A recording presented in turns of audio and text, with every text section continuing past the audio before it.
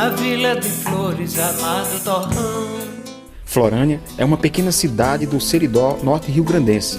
Em 1890, a então Vila de Flores foi desmembrada do município de Acari.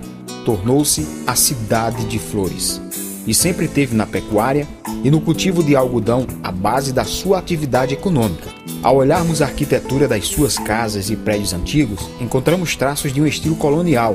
Entretanto, esses vestígios assumem um caráter bem peculiar quando observamos o conjunto arquitetônico do Centro Histórico de Florânia e identificamos claramente a influência e a marca que uma família de origem italiana deixou. A vila se fez cidade, ficou a saudade em cada coração. A família Gifone foi a responsável pela construção desses prédios e, além da arquitetura, deixou uma marca profunda no comércio, costumes, artes e cultura da então cidade de Flores. Os vestígios da presença italiana em Florânia não encontram paralelo em nenhuma outra cidade do Rio Grande do Norte. Desde outubro de 2015, venho pesquisando a história dessa família no Seridó Potiguar.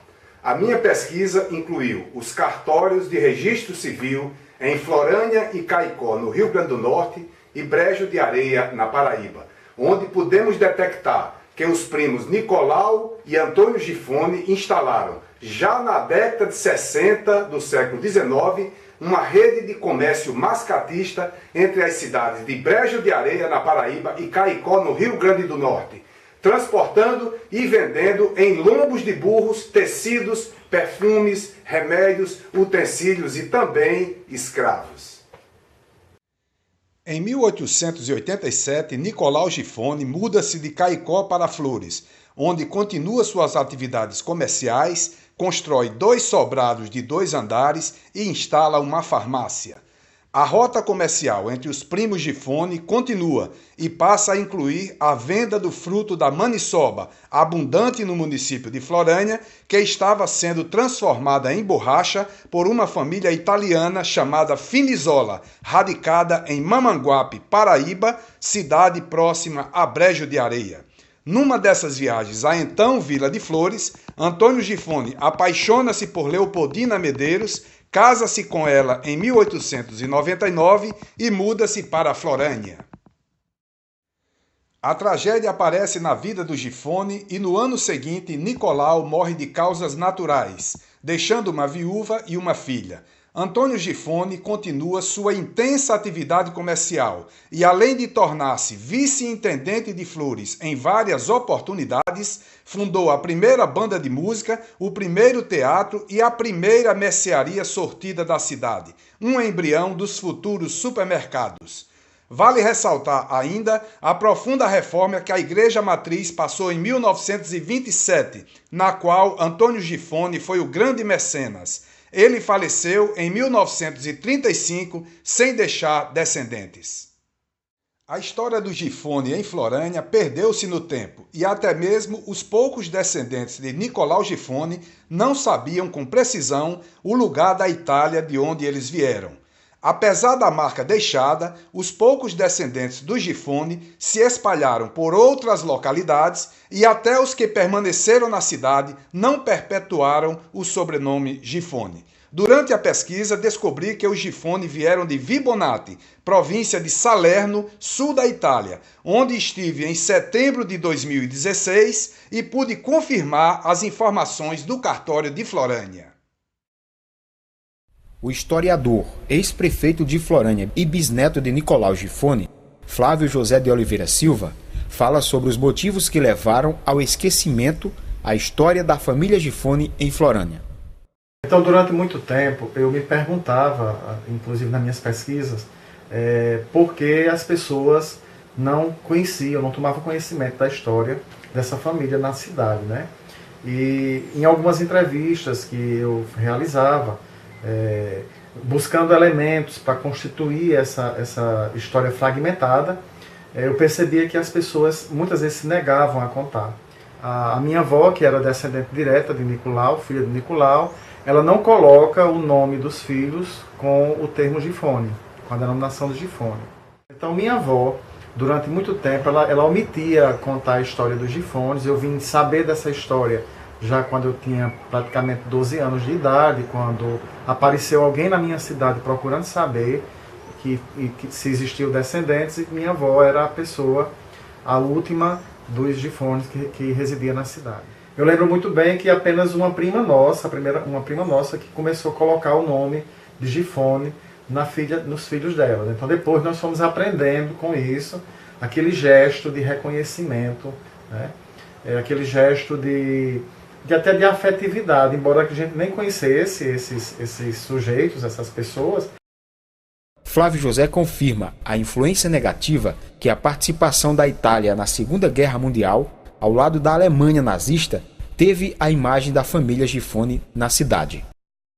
Sim, claro que sim. Eu lembro muito bem que um tio meu me contava, né, que havia um dos irmãos Gifone que usava um lenço vermelho no pescoço, né, e na época da Segunda Guerra Mundial, na época inclusive da ditadura de Vargas, né, ele dizia: Eita Brasil, caipora.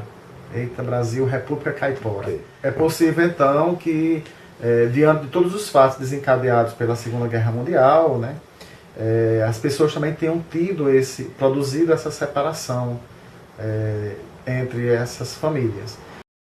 Flávio José ressalta as contribuições que a família Gifone trouxe para Florânia. A presença dos imigrantes italianos no Seridó e especificamente na cidade de Flores, no século XIX, foi de fundamental importância, visto que eles trouxeram o desenvolvimento econômico, traziam as ideias de um outro continente e implementavam em função da própria comercialização que realizavam. Uma sistematização do comércio local, as grandes construções de casas, com arquitetura baseada inclusive nas suas origens europeias, e também desenvolveram os processos de formação humana, na educação, na alimentação. Outro ponto que a gente pode também dizer de fundamental importância foi a arte. Os italianos trouxeram e sistematizaram o gosto pela arte, pela música, né? As bandas de música, os instrumentos musicais, os discos. Quem eram esses sujeitos? Quem foram esses homens que passaram lá na cidade e deixaram tanta cultura, tanta coisa, tanta construção, tantos benefícios na cidade?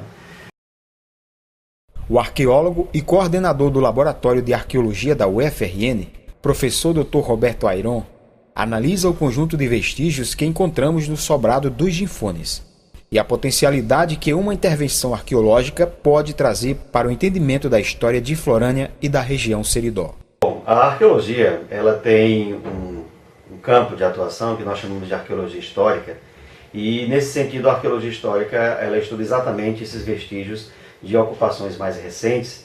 E essas ocupações mais recentes são de sociedades que produziram documentação sobre esse período. Nesse caso, sobre a ocupação histórica de Florânia, a presença dessa arquitetura, né, que aparece já evidenciada nas fotografias antigas e não somente nos documentos que falam sobre a família Gifone, elas têm uma potencialidade muito grande de informar situações nas quais que muitas vezes a própria mudança na paisagem da cidade, a própria estruturação desses espaços urbanos passou, né, ao longo do tempo. Essas transformações, elas estão presentes não somente na própria arquitetura em si, por exemplo, numa fachada, fechamento de uma dessas aberturas, mas muitas vezes também uma série de vestígios que estão no solo, né, ou estão abaixo do solo, que evidenciam as mudanças que foram realizadas ao longo desse tempo. Aqui eu tenho um exemplo de uma situação dessas em que nós podemos utilizar a informação visual, que é uma fotografia do final do século XIX, em que aparece claramente, né, a estrutura das fachadas, as aberturas de portas e janelas, né, a própria locação do casarão e, obviamente, o espaço tal como ele era há aproximadamente um século atrás. Mas as áreas internas também informam. Por exemplo, a arqueologia, tanto a arqueologia da arquitetura quanto a arqueologia histórica como campo de atuação, ela se interessa em tentar observar isso, como, por exemplo, as sequências dos pisos, as mudanças nos batentes, Outro exemplo também dessa leitura que interessa a arqueologia. Os pisos de uma estrutura construída, ou seja, de uma edificação, elas também evidenciam, ao longo do tempo, as mudanças que foram realizadas dentro desse contexto. Podemos observar um quarto tipo, né? Então, nessa leitura material das mudanças e transformações no próprio solo, no próprio piso da edificação, nós encontramos um quarto tipo, né? Nesse quarto tipo, claramente nós vemos, né, a marcação do quadrilátero do ladrilho, né, nas margens, e desenhos florais. E nesse sentido, a grande potencialidade do estudo dessa parte da arqueologia, que é a arqueologia histórica, em relação à Florânia, tem no sobrado ou casarão do Nicolau Gifone, né, um indicativo extremamente importante. Por quê? Porque ele serve como referência na transformação do espaço urbano, como referência nas transformações da arquitetura desse espaço urbano, da arquitetura dessa elite, né, comercial e produtiva do contexto do Seridó e da cidade de Florânia, e especificamente os materiais que foram utilizados, ou seja, a cultura material construtiva e a cultura material em termos dos artefatos que eram utilizados em cada período dessa história da ocupação, também são potenciais informações históricas a respeito do Nicolau Gifone, da cidade de Florânia e, obviamente, da história regional do Seridó. Um exemplo da influência italiana na arquitetura em Florânia é este casarão, também chamado de Sobrado do Gifone, construído no início da década de 90 do século XIX por Nicolau Gifone. Funcionou como comércio e residência por 70 anos, até que em 1958 foi adquirido pelo Sindicato dos Produtores Rurais do município, passando a ser a sua sede desde então. Em 2010, o prédio foi fechado e assim encontra-se até hoje. Construído há 128 anos, o Sobrado do Gifone foi um ícone do comércio e testemunha da história de Florânia. E, no segundo momento, abrigou a história do Sindicato Patronal Rural do município, na sua luta coletiva e assistência social. Os vestígios arqueológicos encontrados atestam essa dupla função e reforçam a necessidade do restauro e preservação desse verdadeiro patrimônio histórico da cidade de Florânia e do Seridó do Rio Grande do Norte. A palavra é fina e a cirinha encanta, declamando verso sua voz levanta. Toda a cidade põe-se a escutar a voz divina que ainda ecoa lá. Madrugada dentro, clarinete chora, Marciano toca até o romper da aurora. Passo esses versos como uma guarânia, viva os seresteiros da minha Florânia.